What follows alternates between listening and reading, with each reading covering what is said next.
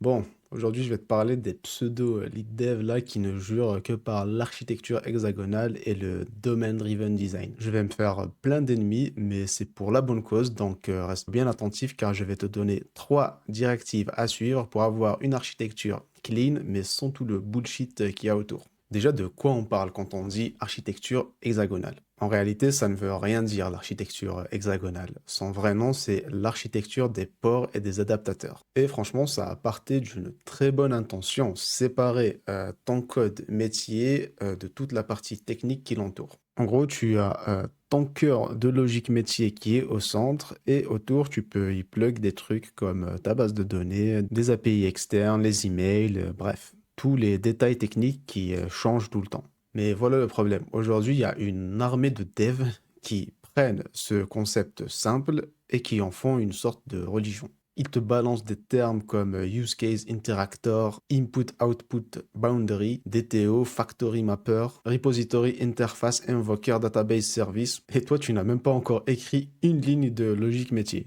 Toi tu veux juste créer un endpoint pour rajouter un utilisateur, t'en es à 6 fichiers, 4 interfaces et une petite crise existentielle à côté. Donc laisse-moi juste être clair, la complexité de ton app n'est pas synonyme de propreté, d'architecture clean.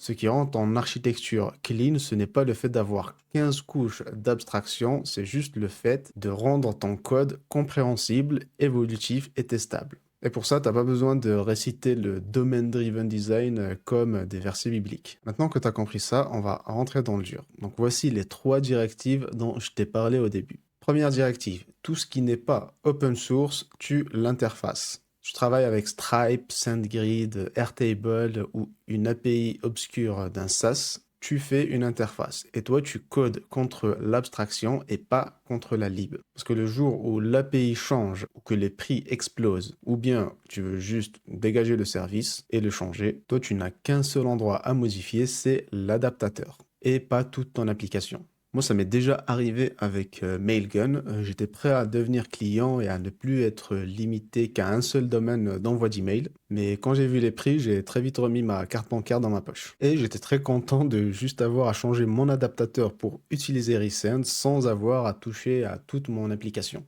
Donc, si toi, tu as foutu du code Stripe dans tous tes use cases, le jour où Stripe va fermer ton compte, si un jour ça arrive, t'es un peu foutu, on va dire. Deuxième directive, si tu ne recrées pas Discord ou Instagram, tu n'as pas besoin de te prendre pour Discord ou Instagram. Et là, ça va faire grincer des dents, mais tu n'as pas besoin d'être ultra découplé de tout ce que tu utilises. Ton framework, ta base de données, par exemple Postgre, Django ou Flask, ces technos sont fiables, éprouvés et stables. Et les abstraire juste au cas où, franchement, c'est juste du perfectionnisme toxique. J'évite quand même de citer les frameworks JS parce qu'ils changent tous les jours. Donc ils me font un peu de la peine, les pauvres développeurs JavaScript. Mais tu auras bien compris ce que je voulais dire. Tu peux te reposer sur des technos qui ont bien fait leurs preuves sur plus de 10 ans, on va dire. Et si ton app tourne sur une stack que des millions de boîtes utilisent déjà en prod, franchement, tu as mieux à faire que de réinventer des interfaces pour ton ORM ou ton routeur. Donc fais simple, va droit au but et abstrais seulement quand tu en sens le besoin. Je vais te montrer un exemple d'une petite abstraction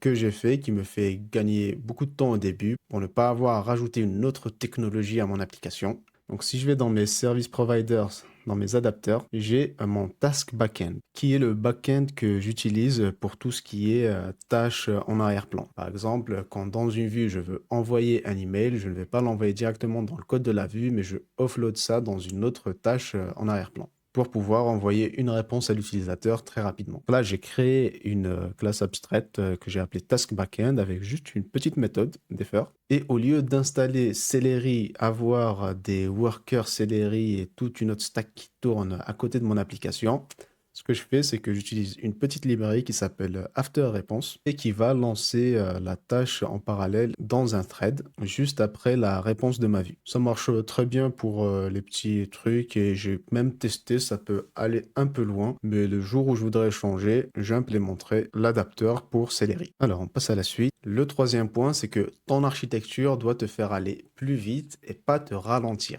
Si tu es en train de rajouter des fichiers, des interfaces, des couches supplémentaires à ton application, et que tu avances dans tes développements 2 fois moins vite qu'avant, là tu arrêtes tout, tu respires un bon coup et tu vires toute cette complexité inutile. Une bonne architecture, ce n'est pas forcément une architecture académique, c'est celle qui te permet de shipper ultra rapidement, avec moins de bugs et moins de friction. Si ce n'est pas le cas, c'est juste que tu t'es raté et que c'est devenu un fardeau. Donc si toi aussi tu en as marre des archis bancales, des frameworks mal maîtrisés et que tu veux développer, déployer et scaler des web apps Python de A à Z sans dépendre de personne, j'ai fait un atelier vidéo gratuit où je te montre exactement comment je fais. Ce sera ton premier levier pour avoir ton indépendance technique et je te mets le lien juste en description.